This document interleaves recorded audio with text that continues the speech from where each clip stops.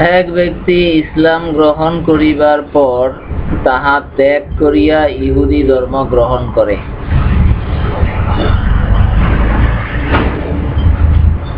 হযরত মুআয ইবনে জাবাল রাদিয়াল্লাহু আনহু যখন আগমন করিলেন, অর্থাৎ ইয়েমেনের শাসক হিসাবে,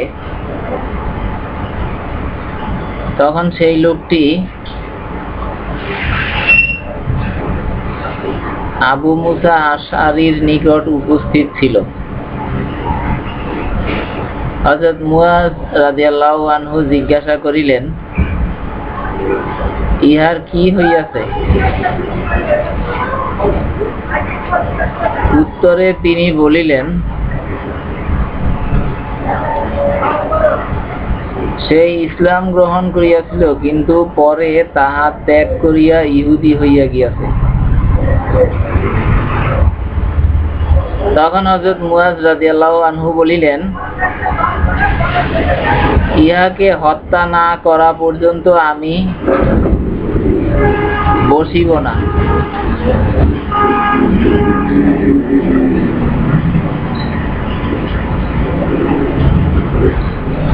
কেননা ইহাই হইতেছে আল্লাহ এবং তাহার রাসূলের বিধান। আল হাদিস, বুখারী শরীফ, হাদিস নাম্বার 6671।